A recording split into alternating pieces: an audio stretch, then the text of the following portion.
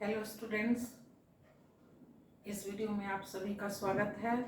अगर मेरे चैनल में पहली बार आए हो तो चैनल सब्सक्राइब कर लो, साथ में बेल आइकन दबा दो। आज मैं वाक्य परिवर्तन के कुछ उदाहरण लेकर आई हूँ। ऐसे इसके पहले वाक्य रूपांतरण, रचना के आधार पे वाक्य रूपांतरण का वीडियो बन चुका है, जिसमें डिटेल से वाक्य किस प्रकार बनता है, क्या संरचना है, क्या बता दिए। लेकिन फिर यहाँ पे थोड़ा सा रिकॉल करवा दे रहे हैं। वाक्य जो है वो संरचना और रचना में क्या फर्क है, पहले ये जान ले कि संरचना और रचना में क्या अंतर है। संरचना किसे कहते हैं?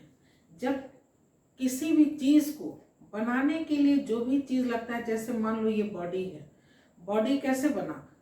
बहुत सारे सेल्स मिले तब जाकर एक टिश्यू बना, बहुत सारे टिश्यूज को मिला के एक ऑर्गन बना, बहुत सारे ऑर्गन मिला के एक सिस्टम बना, और बहुत सारे सिस्टम मिला के एक बॉडी तैयार हो गया।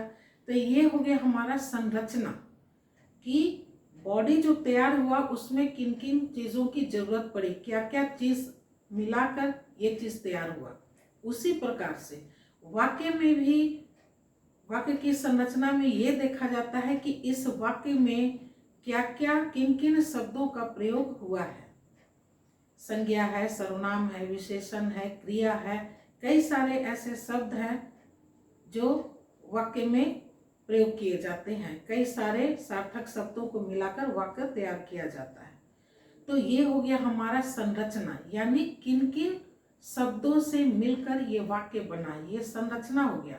और जब ये कंप्लीट हो गया, वाक्य तैयार हो गया, तो ये हो गया उसकी रचना, कि अब वाक्य की रचना कैसी है। उम्मीद है समझ में आ गया होगा कि संरचना और रचना में क्या फर्क है। संरचना उसका आंतरिक बनावट हो गया, स्ट्रक्चर, और रचना उसका बाहरी रूपरेखा हो गया। तो वाक्य के दो अंग होते हैं, एक उद्देश्य और एक विधेय। उद्देश्य जिसके बारे में कुछ कहा जाए वो हमारा उद्देश्य हो गया, और उद्देश्य के विषय में जो बात कही गई वो कहलाता है विधेय। ये हो गया हमारा वाक्य का दो अंग, जो कि ये दो अंग का होना जरूरी है। इनमें से अगर एक की भी कमी हो जाए, एक की भी अनुपस्थिति हो जाए, तो वाक्य अपूर्ण कहलाएगा, वाक्य का अर्थ समझ में नहीं आएगा। इसलिए वाक्य के ये दो अंग, उद्देश्य और विधेय, होना जरूरी है। या दूसरे शब्दों में कहें, एक कर्ता और एक क्रिया का होना जरूरी है। अब है वाक्य का वर्गीकरण। वाक्य का वर्गीकरण दो आधार पे किया गया है, एक रचना के आधार पे और दूसरा अर्थ के आधार पे। रचना के आधार पर जो वाक्य का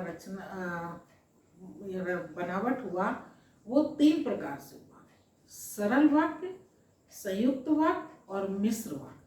तीन प्रकार के वाक्य बना। सरल वाक्य में एक क्रिया रहता है। सरल वाक्य में सिर्फ एक क्रिया होता है। संयुक्त वाक्य, संयुक्त यानी मिला हुआ, जुड़ा हुआ, यानी इसमें एक से अधिक वाक्य होगा। तो दो या दो से अधिक वाक्य को जब योजक शब्दों से जोड़ देते हैं तब वो संयुक्त वाक्य कहलाता है। जैसे कि यहाँ पे हम दे रहे हैं, सरल वाक्य को संयुक्त वाक्य बनाना, यानी सरल वाक्य को संयुक्त वाक्य में कैसे परिवर्तित करेंगे। इसकी पहचान है कि जब हम दो वाक्य को जोड़ेंगे, दो सरल वाक्य को, तो जैसे उसमें परंतु, और, इसलिए, और, तथा, लेकिन, अथवा, एवं, या आदि शब्द, ये जो योजक शब्द है, इनसे वाक्य जुड़ा रहता है। यही इसकी पहचान है। जहाँ ये सब शब्द देखोगे योजक शब्द, तो योजक शब्द जो है और, इसलिए, तथा, लेकिन, अथवा, या, एवं, ये सब जो योजक शब्द देखोगे तो एकदम समझ जाना कि ये संयुक्त वाक्य है। मिश्र वाक्य में क्या होता है, इसमें एक प्रधान और दूसरा आश्रित वाक्य होता है। प्रधान वाक्य के ऊपर आश्रित वाक्य, आश्रित यानी निर्भर, यानी वो वाक्य प्रधान वाक्य पे निर्भर करेगा, आश्रित रहेगा। इसमें किस तरह करेगा, कि, क्योंकि, इस तरह के शब्द रहेंगे। तो अभी हम पहले जान ले सरल वाक्य से संयुक्त वाक्य कैसे बनाए जाते हैं। पहला एग्जाम्पल है, हमारा जो वीडियो है रचना के आधार पर वाक्य रूपांतर, उसमें पूरा डिटेल से बताया हुआ है। बालक रो, पहला है बालक रो रो कर चुप हो गया। क्या है, बालक रोता रहा फिर चुप हो गया। ये जो योजक शब्द है फिर इससे जुड़ गया। बालक रोता रहा एक सरल वाक्य हो गया, चुप हो गया ये दूसरा सरल वाक्य है। इन दो सरल वाक्यों को ये योजक शब्द से जोड़ दिया गया। इस प्रकार के वाक्य को कहते हैं संयुक्त वाक्य।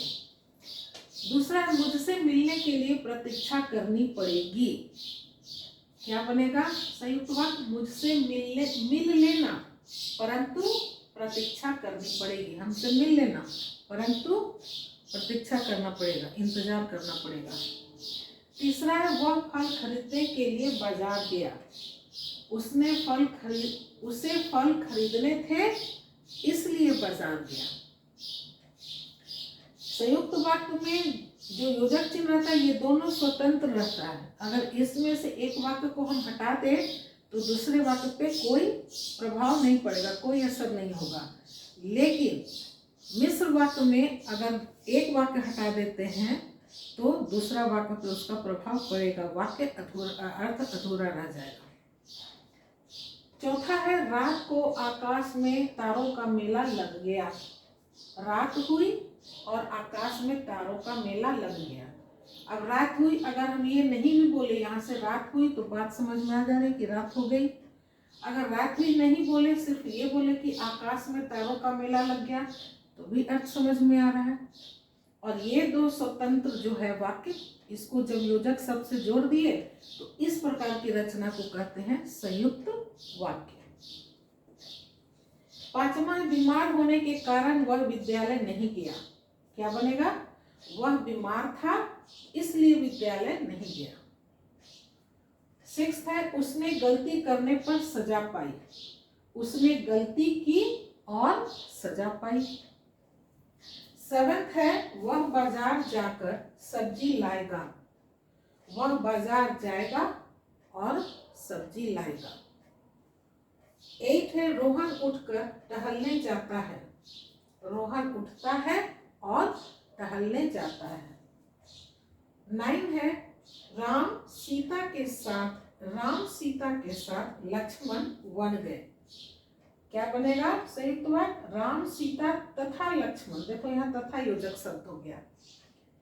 राम सीता तथा लक्ष्मण वन गए। 10 है, मैं गया तो वह नहीं था।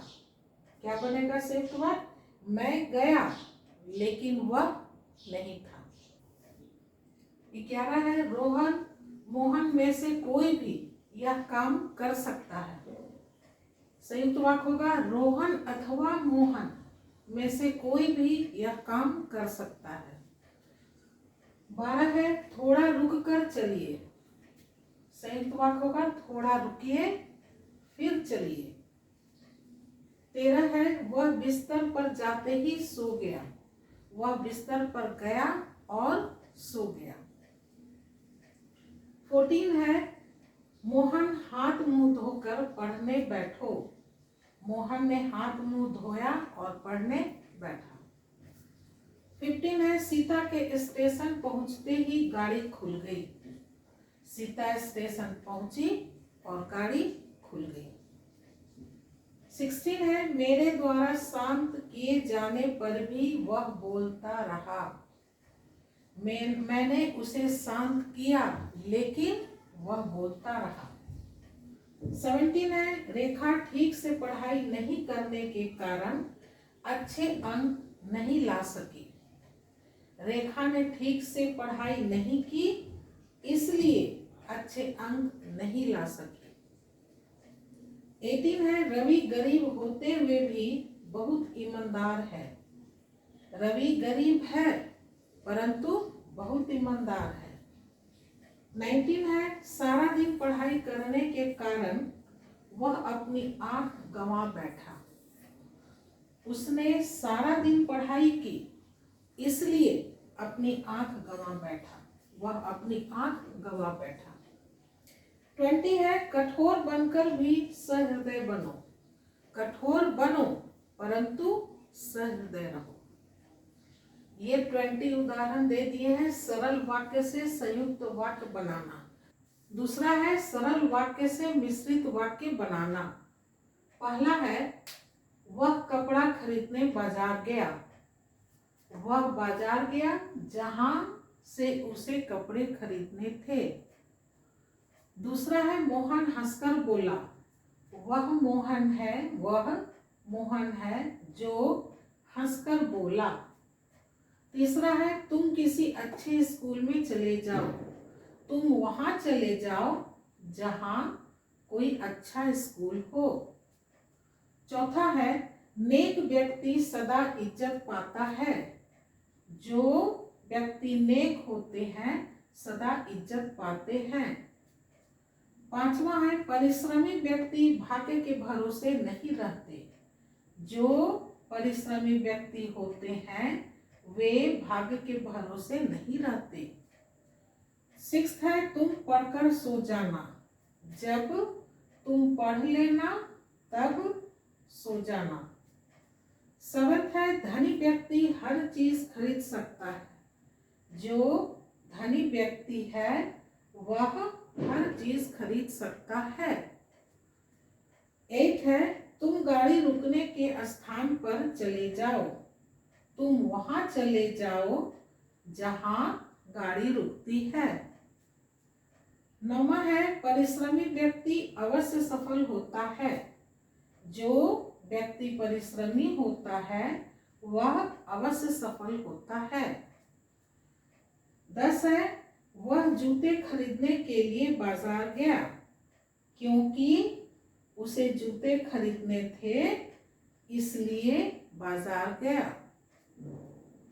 11 है, मेहनत करने वाले हमेशा सफल होते हैं। जो मेहनत करते हैं वे हमेशा सफल होते हैं। 12 है, उसके आने के बाद मैं जाऊंगा। जब वह आएगा तब मैं जाऊंगा। 13 है, बादल घिरते ही मोर नाचने लगा। जैसे ही बादल घिरा मोर नाचने लगा। 14 है, कुशल आते ही खेलने लगा। कुशल जैसे ही आया वह खेलने लगा। 15 है, सूरज के निकलते ही फूल खिल उठे। ज्यों ही सूरज निकला फूल खिल उठे। 16 है, अभी तथा दीपक खेल कूद रहे हैं। जो खेल और कूद रहे हैं वे अभी तथा दीपक हैं। 17 है, आकाश पढ़ लिख कर अधिकारी बना। जैसे ही आकाश पढ़ लिख गया वह अधिकारी बन गया। 18 है, अभिषेक थैला लेकर चला गया। अभिषेक तब चला गया जब उसने थैला लिया। यहाँ तब और यहाँ जब। 19 है, उसके पास एक पुरानी साइकिल है।